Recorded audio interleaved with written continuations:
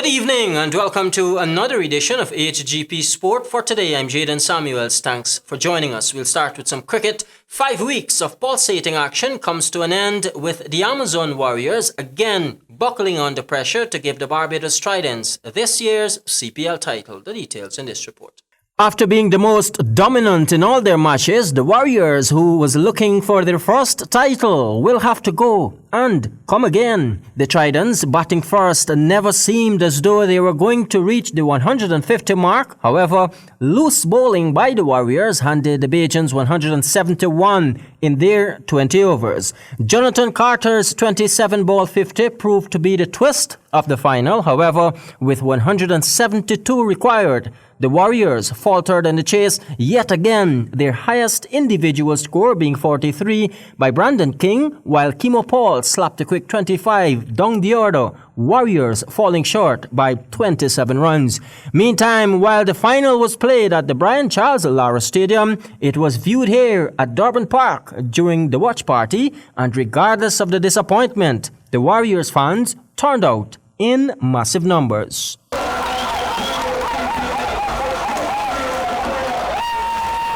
JADON Samuels, HGP Sport.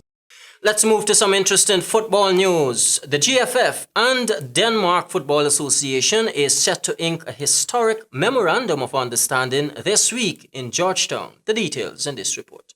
The Guyana Football Federation, in its ongoing efforts to set a solid and holistic platform for the sport, will on Wednesday of this week sign a historic football development memorandum of understanding with the Denmark Football Association. President of the association, Jesper Moller, will lead a 3-member delegation to Guyana, which will include Andres Hodge, manager of the presidential office, and Ms. Eva Pasquier, UEFA Head of National Relations. Also making the trip on behalf of CONCACAF would be Mr. Howard McIntosh, Senior Project Manager of CONCACAF. GFF President Wayne Ford has disclosed that he's very excited to be closer to signing this historic MOU that would further consolidate the ongoing efforts of the GFF to streamline the sport. Ford also hailed this significant move and noted that all the details would be shared on Wednesday at a press conference to be held at the Pegasus Hotel. The GFF Executive Committee has undertaken to expand its international relationships, and we believe that a partnership with one of the leading football nations can only bode well for the development of football across Guyana. We are excited to enter into this long-term relationship and look forward to a fruitful engagement with the DBU in the coming years. JADON Samuels, HGP Sport. More cricket news. Cricket West Indies has confirmed the appointment of former West Indies player Phil Simmons as the head coach of the West Indies senior men's team for a period of 4 years, as well as the appointment of 3 new selection panels. Phil Simmons was confirmed as the head coach during a meeting of Cricket West Indies Board of Directors today, following the conclusion of a short but intensive recruitment process. The board had made it clear prior to the start of the recruitment process in September that persons without West Indian heritage need not apply. Simmons served previously for a short period as head coach of the West Indies senior men's team, during which he coached the team to the 2016 ICC T20 World Cup title, following which he was controversially dismissed. The 19th edition of the GT&T National Indoor Hockey Championship returns to the Cliff Anderson Sports Hall on Monday and will conclude at the weekend. We will hear more in this Colwyn Abrams report. In the competitive men's division, the Pepsi Hikers will look to defend their title and maintain their position as the most successful men's first division team in the competition's existence.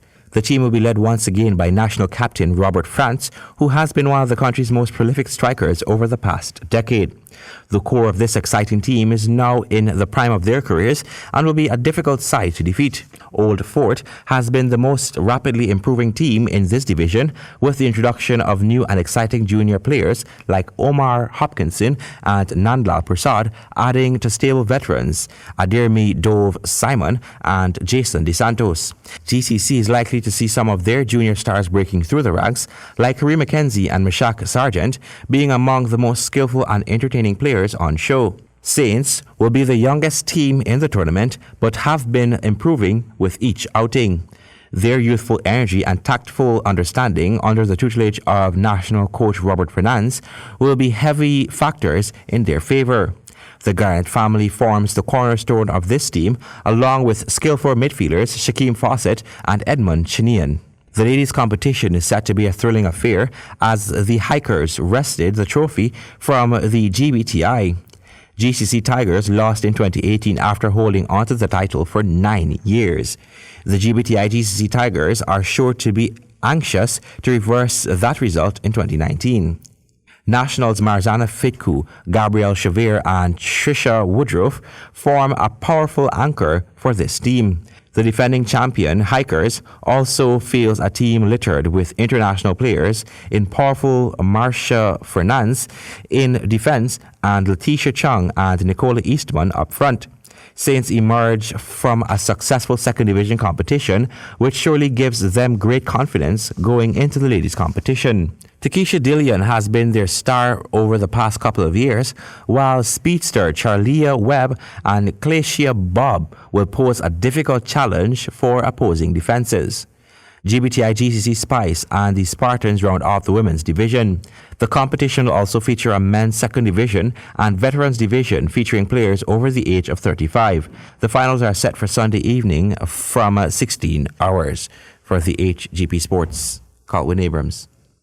Taking a look at some domino, members of the Dominion Domino Club has once again done their part for students of the Victoria Village. Samuel Gillis reports.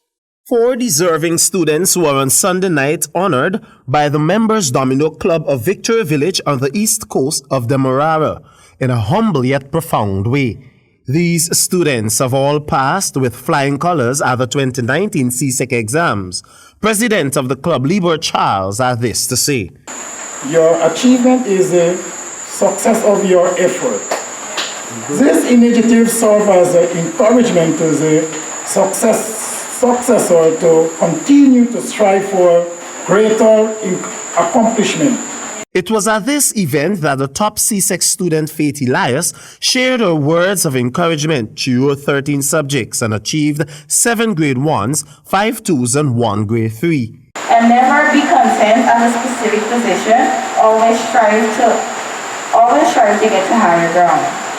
And we should not procrastinate. And in everything we do, we should keep God and remember Him throughout all the stages. Thank you. Nick Kelly George has the second highest passes at CSEC with 10 subjects, 6 grade 1s and 4 grade 2s. She informed the modest crowd that she is the first of her family to write the examination. According to her, it was God all along. The registered Members Domino Club has vowed to make this award ceremony bigger and better next year, giving students something more to look forward to. For HGP Sport, I am Samuel Gillis. That concludes our cast for this evening. I'm Jadon Samuels, reminding you, as always, say yes to life, yes to sport, and no to drugs. Good night.